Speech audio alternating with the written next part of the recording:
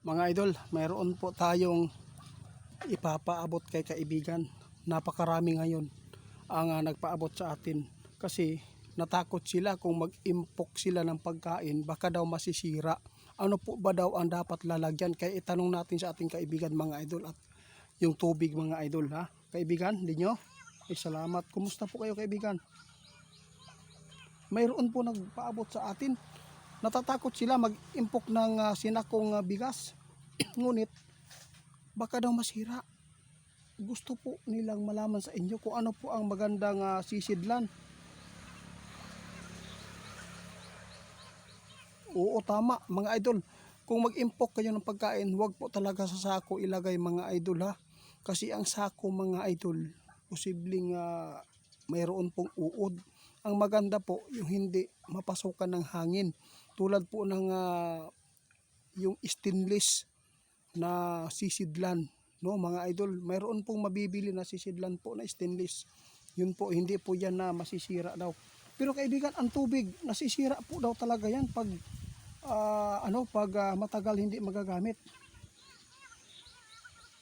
Ayo, tama mga idol, para hindi kayo maubusan ng tubig, para hindi masira yan, bili kayo ng container po. Ngunit huwag po kayong kumuha ng tubig na refilling o yung mga tubig sa puso. Ang kunin po ninyo, kukuha kayo ng tubig yung nasa balon. Kung sino man po ang makapanood ngayon dito sa amin, at least naturuan ko po kayo. Kasi pag sinako po ang bigas mga idol, talagang magkakaroon po talaga ng uod. Pero doon po niyo ilalagay sa kanang mayroon lang pong mabibili parang tulad po sa mga karinderya, yung mga pinaglalagyan po nila ng ulam, yung ganyan po, yung pong mga sisidlan na ganyan. Oo nga, huwag kayong matakot mga idol.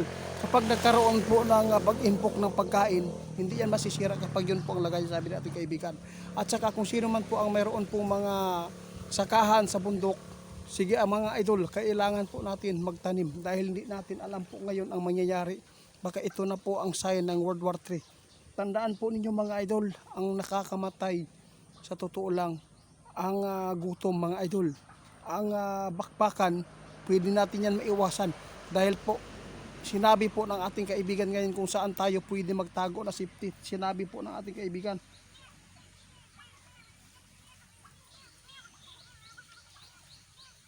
Oo, salamat kaibigan. Mga idol, di karabi si kaibigan natin, hindi po talaga siya nakatiis.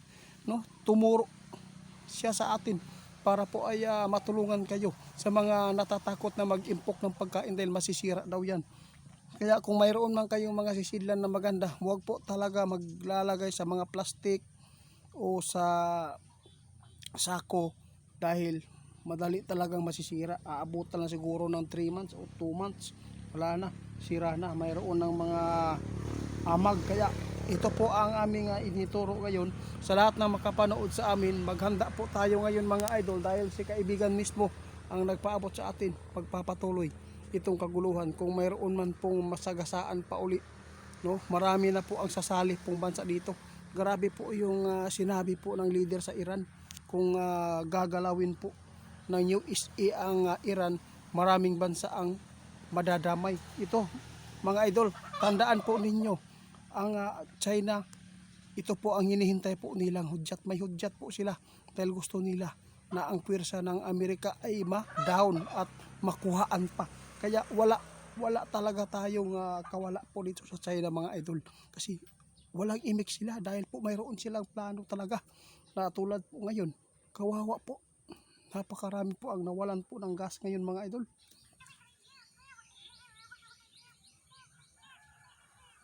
Oo, sabi ng ating kaibigan, talo ang Amerika po dito mga idol. Ang Russia dito, parang natatawa na sa nangyayari. Dahil talagang mananalo sila ngayon mga idol. Dahil po, mayroon po silang gas po doon sa kanila. At nakita ng ating kaibigan kung sino po ang kakampi ng Russia. Yun lang po ang bibigyan po nila ng gas. Kaya nakakaawa po tayo. Ang kakampi po natin, ano po, di ba? Ang Amerika. Marami pong nagpuna noon si Duterte. Ang pinuna nila noong si Tatay Digong ang naging leader kasi po porket nakipagkaibigan siya, malapit po siya sa China, sinabi na nila na ibinibenta na nila ang bansa natin, pero hindi nila alam ang nakita. Sobrang talino po tatay di kong mga idol, totoo po talaga. Kahit ano pang ibabas pa niyo ako dito, nakita po talaga ng ating kaibigan na grabe, no? Hindi po siya nakipagkaibigan sa Amerika dahil po alam po nila gagamitin tayo. Tingnan po ninyo mga idol, kung si tatay digong ang nakaupo ngayon ng mga naiipit na mga OFW dan, OFW na nakuha na unta karon. Ako kaibigan, grabe po talaga ang nakita po dito. Para hindi na ako makapagsalita ng maayos mga idol, kasi po nahihirapan po tayo sa pag-iisip ko anong gagawin po natin. Lalo na ay sinasabi ng ating kaibigan na malapit na talaga ang sign po ng World War III. Ito na mga idol, marami na po mga bansa ngayon ang nadadamay.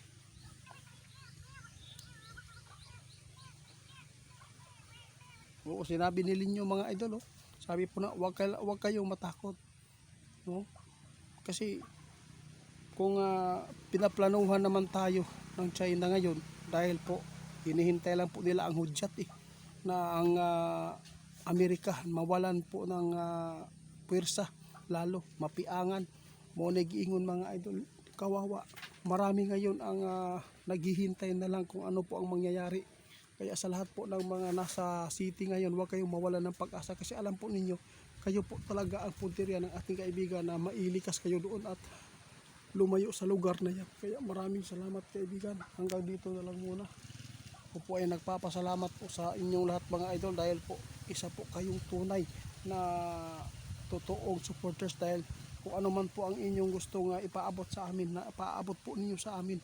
At ito po ay nabigyan po natin ng pagtatanong sa ating kaibigan mga idol. Pag-report kay Ghost Hunter 88 Fans, scammer po talaga yan. Gusto kong balik-balikon ang pag-plug para ma-report ninyo, kasi scammer po talaga yan. Ayaw kung ma-scam po kayo.